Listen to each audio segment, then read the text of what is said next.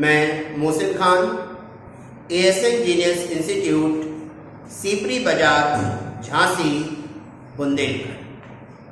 साथियों, last topic में हम लोगों ने आवेश का इलेक्ट्रॉनिक सिद्धांत पढ़ा था। आज हम लोग आगे बढ़ते हैं और मोस्ट इम्पॉर्टेंट टॉपिक कूलाम का नियम स्टार्ट करते हैं। याद रखें, वैद्युत बल के संबंध में कूलाम का नियम क्या होता है समझने के लिए तैयार रहें। याद रखें, सन 1785 में वैज्ञानिक कूलाम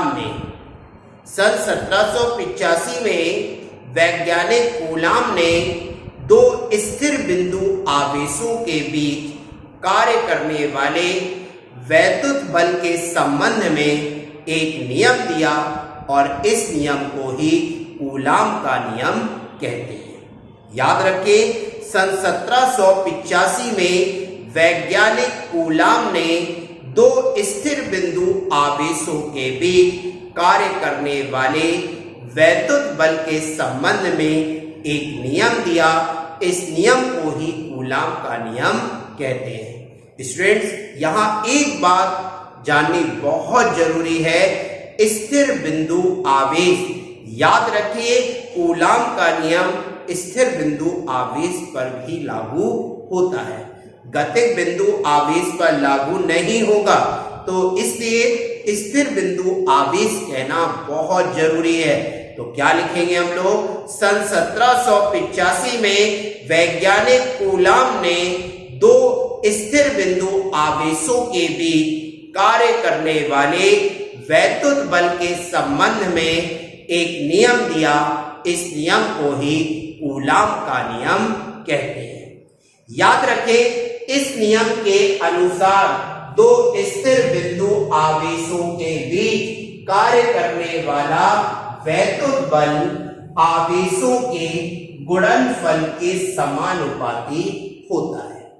याद रखें, दोबारा समझाते हैं इसको कि दो स्थिर बिंदु आवेशों के बीच कार्य करने वाला वैद्युत बल आवेशों के गुणनफल के समानुपाती होता है तथा उनके बीच की दूरी के वर्ग के व्युत्क्रमानुपाती होता है।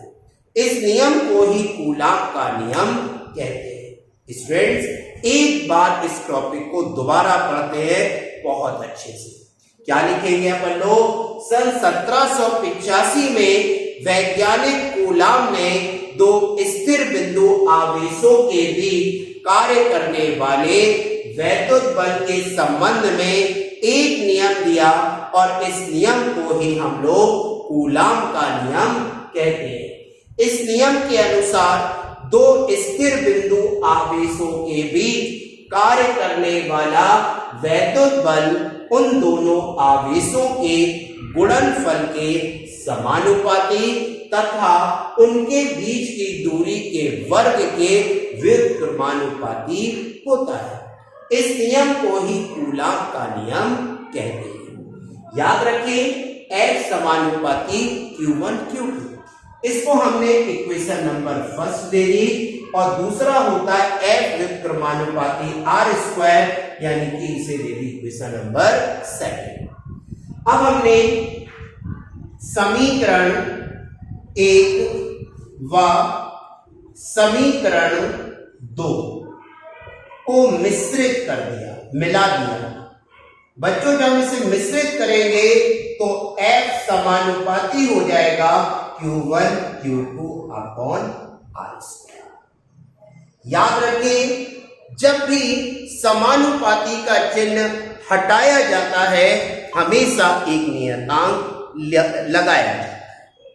याद रखें, जब भी समानुपाती हटाएंगे हमें एक नियतांक लेना पड़ेगा। तो जब भी हम समानुपाती का निशान हटाएंगे तो नियतांक लेना पड़ेगा। इसलिए यहां पर हमने एक नियतांक ले लिया K, स्मॉल k, और यहां हो गया Q1 Q2 अपॉन में R²। याद रखें, जहां K एक नियतांक है, ये क्या है? एक नियतांक। इस k का मान प्रयोगों द्वारा प्राप्त होता है 1/4 पाई एप्सिलॉन नॉट। क्या होता है? k बराबर 1/4 pi epsilon not. Epsilon not याद रखें क्या होता है? k बराबर 1/4 पाई एप्सिलॉन नॉट। तो याद रखें फॉर्मूला क्या बनेगा? f बराबर 1/4 pi epsilon not into Q1 Q2 upon R square. Students यहाँ एक बात आपको और अच्छे से याद रखना पड़ेगी कि 1/4 पाई एप्सिलॉन नॉट की value 9 into 10 to the power 9 होती है। कितनी होती है? 9 इंटू 10 टू दी पावर 9। तो ये फॉर्मूला बन जाता है f बराबर 9 into 10 to the power 9 into Q1 Q2 upon में R स्क्वायर। ये नियम ही कूलाम का नियम कहलाता है। अभी इसमें बहुत सारी चीजें बाकी हैं जो कि हम आगे बताने वाले हैं आप लोगों को कि ये जो आपने कूलाम का नियम पढ़ा, ये कूलाम का नियम वायु या निर्वात के लिए है। किसके लिए है? वायु या निर्वात के लिए। यदि कोई दूसरा माध्यम हो तब क्या होगा?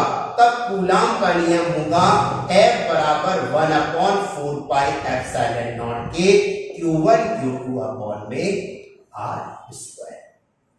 ठीक है ना बच्चों?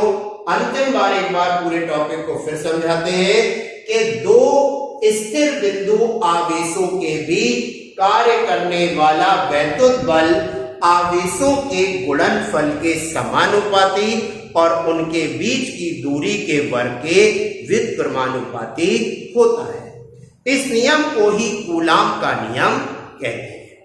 देखिए यहां पर F समानुपाती Q1 Q2 जिसे इक्वेशन फर्स्ट कहा गया है, और दूसरी है F व्युत्क्रमानुपाती R स्क्वायर जिसे इक्वेशन सेकंड कहा गया है। दोनों इक्वेशन को मिक्स किया तो F समानुपाती Q1 Q2 upon R square. याद रखिए जब भी समानुपाती का चिन्ह हटाते हैं तो एक कांस्टेंट आता है, एक नियतांक आता है। यहां पर हमने नियतांक स्मॉल के ले लिया, तब F बराबर हो जाएगा स्मॉल के Q1 Q2 upon R square. ठीक है ना? याद रखिए प्रयोगों द्वारा इसके का एक मान प्राप्त हुआ जिसका मान होता है 1/4 पाई एप्सिलॉन नॉट। याद रखिए इस प्रयोगों द्वारा इसके का एक मान प्राप्त हुआ है जो कि होता है 1/4 पाई एप्सिलॉन नॉट। तो ये फॉर्मूला बना F बराबर 1/4 pi epsilon not Q1 Q2 upon R square. याद रखिए इस 1/4 पाई एप्सिलॉन नॉट की एक फिक्स वैल्यू होती है जिसका मान होता है 9 इंटू 10 टू दी पावर 9, यानी कि F बराबर हो जाएगा 9 into 10 to the power 9 Q1 Q2 upon R square. बच्चों ये जो कूलाम का नियम अभी आपने पढ़ा, जो फॉर्मूला पढ़ा, ये वायु और निर्वात के लिए है। यदि कोई दूसरा माध्यम आ जाए तब कूलाम का नियम हो जाएगा F बराबर 1/4 पाई एप्सिलॉन नॉट के Q1 Q2 upon R square. साथियों कूलाम का नियम आपको कैसा लगा इसका सुझाव कमेंट्स के माध्यम से दीजिए। चैनल को सब्सक्राइब कीजिए, कमेंट कीजिए, शेयर कीजिए, लाइक कीजिए। जय हिंद, जय भारत।